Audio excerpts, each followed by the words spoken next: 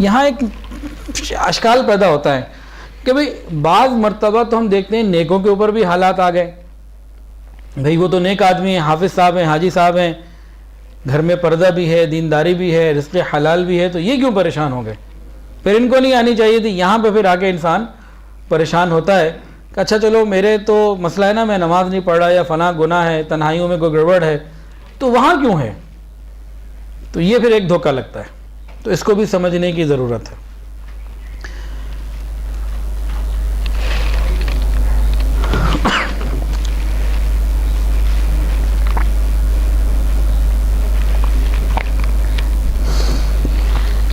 اس میں ایک بات تو یہ ہے، قرآن مجید میں اللہ پاک نے فرمایا الف لام میم احسب الناس ان یترکوا ان یقولوا آمنا وهم لا یفتنون، کہ تم کہتے ہو تم ایمان لے آئے ہو تو کیا آزمائے نہیں جاؤ گے؟ تمہیں ایمان کے بدلے جنت چاہیے، تمہیں ایمان کے بدلے میری رضا چاہیے، تمہیں ایمان کے بدلے میرے محبوب کے مبارک ہاتھوں سے جام کوثر چاہیے، تمہیں ایمان کے بدلے میں بغیر حساب عذاب جنت چاہیے، تمہیں موت کی آسانی چاہیے، قبر کی آسانی چاہیے، قیامت کے دن عرش کا سایہ چاہیے، اتنی بڑی بڑی نعمتیں تم مانگتے ہو ایمان کے بدلے میں، تو کیا تمہارا امتحان نہیں لیا جائے گا؟ اللہ رب العزت چیک کرتے ہیں کون کچا ہے یا پکا۔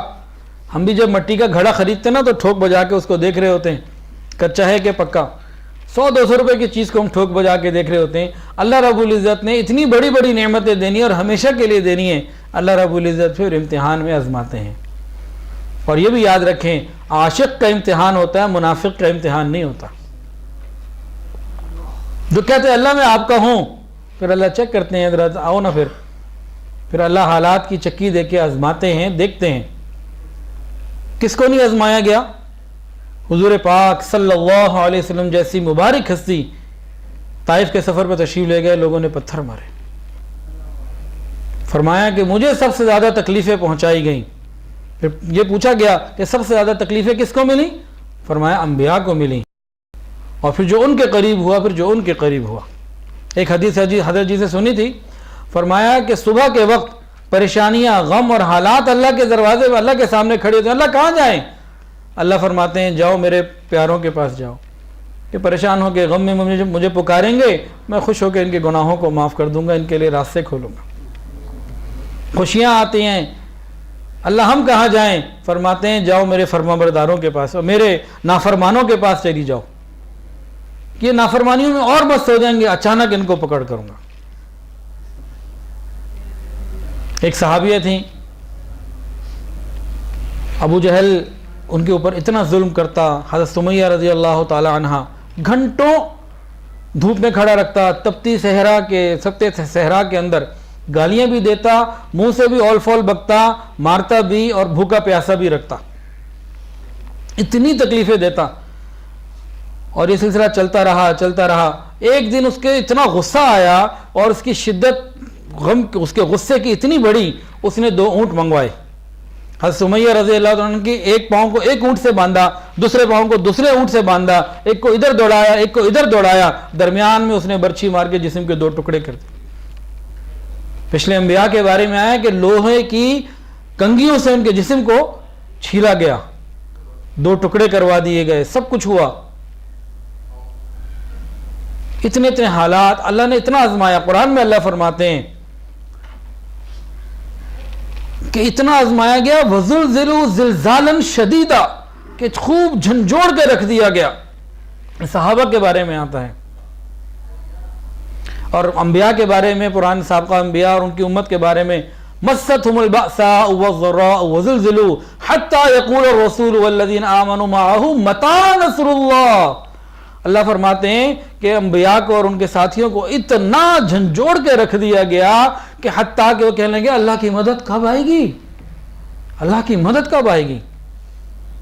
تو یہ آزمائش تو اللہ رب العزت نے رکھی ہے۔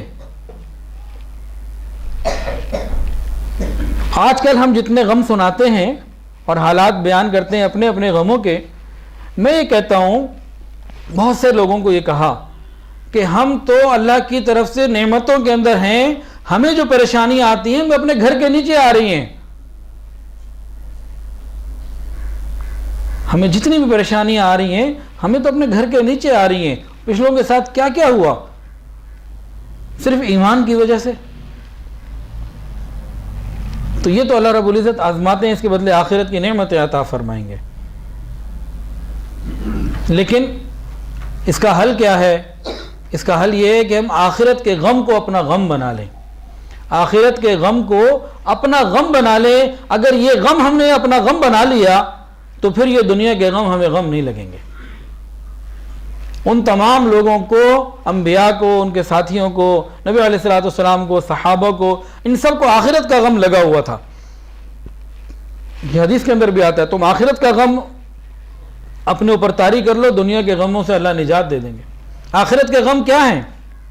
ہم جو اپنی پریشانیاں بیان کرتے ہیں، رشتہ نہیں ہو رہا اولاد کا، رزق کا مسئلہ، صحت کا مسئلہ، فلاں مسئلہ، فلاں مسئلہ، ارے یہ سارے مسئلے انشاءاللہ دور ہو جائیں گے، موت آ جائے گی، ختم ہو ہی جائیں گے۔ کچھ بھی معاملہ ہو، دنیا سے جانا ہی جانا ہے، مسئلہ حل ہو جائے جانا ہے، نہیں ہونا جانا ہے۔ آگے کے مسئلے کیا ہیں؟ یہ چند مسائل جو آخرت کے ہیں، آخرت کے غم، ان کو ہم اپنا غم بنا لیں، یہ دنیا کا کوئی غم ہمیں غم ہی نہیں لگے گا۔ وہ کون سا غم ہے؟ موت کلمے پہ آئے گی کہ نہیں آئے گی، یہ غم یہ ہے۔ قبر کے اندر سانپ، بچھو، اژدہے، قبر کا بھینچنا، یہ معاملات، یہ غم ہمیں لگ جائے، پھر ہمیں یہ غم نہیں لگے گا کسی نے مجھے یہ کہہ دیا، اس نے اپنے گھر میں شادی کی، مجھے بلایا ہی نہیں، یہ غم ہے۔ آپس کے جو رشتہ داروں میں جو باتیں ہیں، پھر قیامت کے دن کی پریشانیوں کا غم کہ اللہ کے عرش کا سایہ ملے گا کہ نہیں ملے گا، قیامت کے دن مجرموں میں کھڑا ہوں گا یا فلاح پانے والوں میں کھڑا ہوں گا۔ پل صراط ایک اور بڑا غم ہے، جہنم کی آگ کے اوپر ہے، یہ پل ہے، اس کے اوپر چل کے جانا ہے۔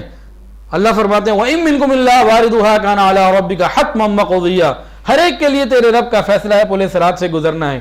جو گزر گیا آگے جنت ہے، جو سلپ ہو گیا نیچے جہنم ہے، میں اسے گزر پاؤں گا کہ نہیں پاؤں گا؟